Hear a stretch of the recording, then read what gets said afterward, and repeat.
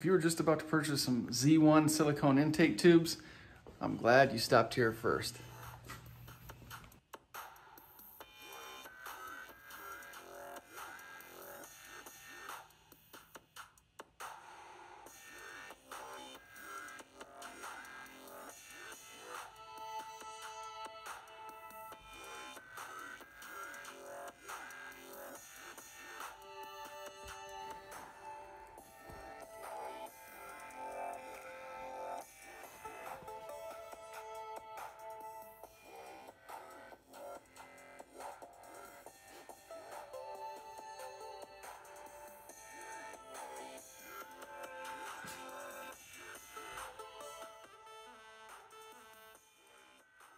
Now, everybody knows how I feel about cold air intake systems, but if you're in the mood for cleaning up your engine bay a little bit and making things look nice and tidy, Z1 silicone intake tubes are a pretty good option for you. Rather than spending $300 to $500 on a cold air intake system, you can spend $100 at Z1 Motorsports and get you a nice set of intake tubes with a couple of color options to choose from as well. No, $100 is nothing to sneeze at, but like I said, it's just a fraction of the cost of a regular cold air intake system that you're going to find online for several $100s. But before you go ahead and buy these Z1 silicone intake tubes, there's a couple of things to think about. You're going to be in that area of the engine bay anyway.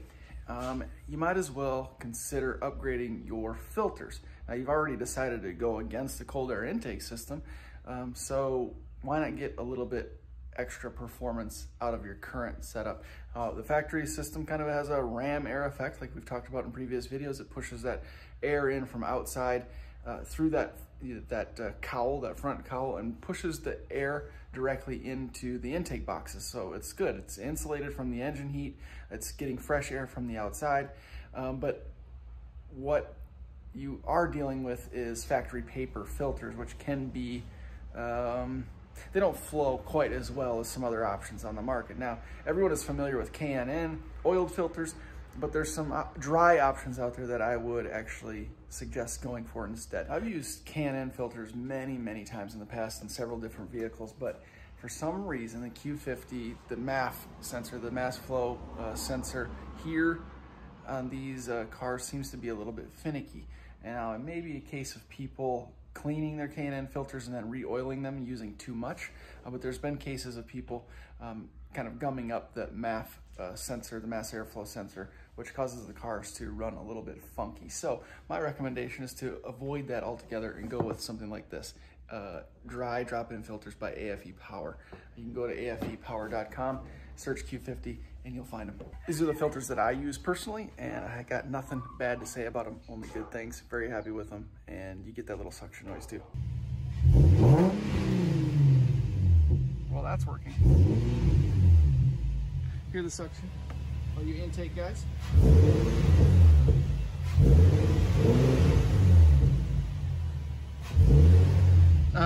Still makes a noise. Yeah. There's only a couple of things to keep in mind when you do the installation on these intake tubes, and I've done the installation video, so go check that out if you get a chance as well. But you just need basic tools. Now, that really keeps things simple. Anyone can install these in their garage or driveway, and you know, depending how much experience you have working on this type of thing, it's not going to take you very long, so that's good news. One thing that you will run into, as far at least when I purchased these, there was no Q50 option. It was only G37 or 370Z maybe too. So these tubes are actually a little bit long, and maybe they do that intentionally so you have some flexibility in terms of installation, make things happen if you need to. So I had to trim about an inch off the end of each of them and actually slice them at a little bit of an angle too, to make sure that they fit properly. Otherwise they're about this long and it just wouldn't fit. It was very difficult to get the air box back in place. Another thing to take note of is your little baffles, whatever the hell these are, little resonator boxes. Those are on the factory setup. Some people just get rid of them completely and make it work with some hose. Ooh, that's a little warm still.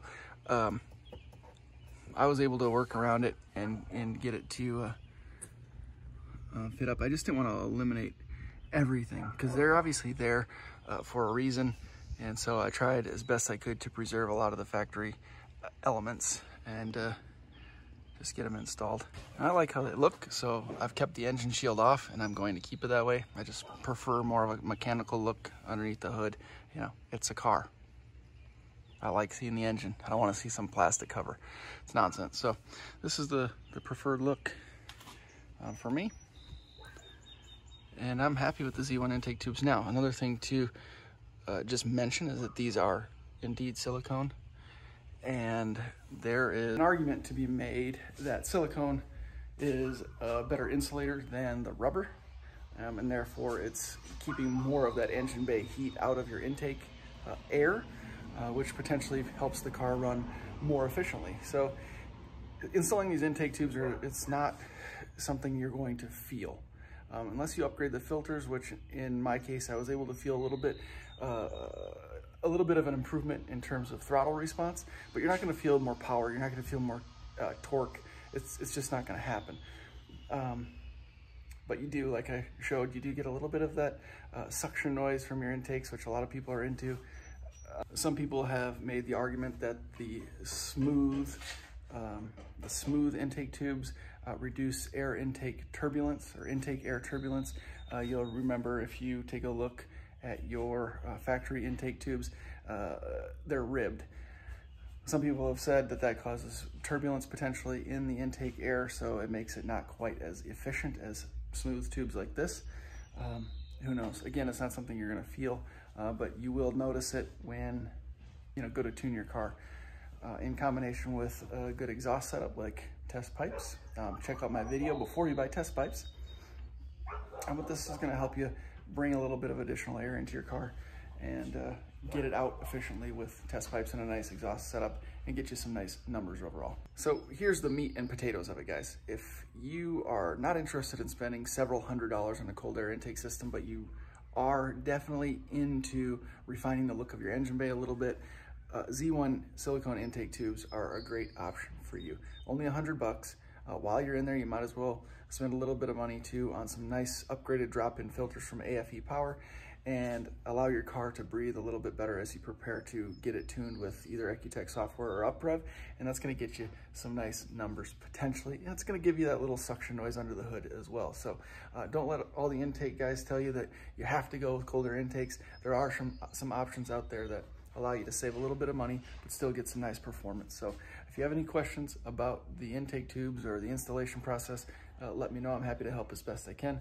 Thank you guys very much for watching, and don't forget, I have over 100 videos related to the VQ37 engine platform, Q50 G37, 370Z, cars and modifications, exhaust setups, anything car related in general. Well over 100 videos at this point. So if you're not subscribed, please subscribe and go ahead and take a look at some of that older content as well. You might find it helpful. At least I hope you do. So like I said, thank you very much for watching as always, and we'll see you in the next one.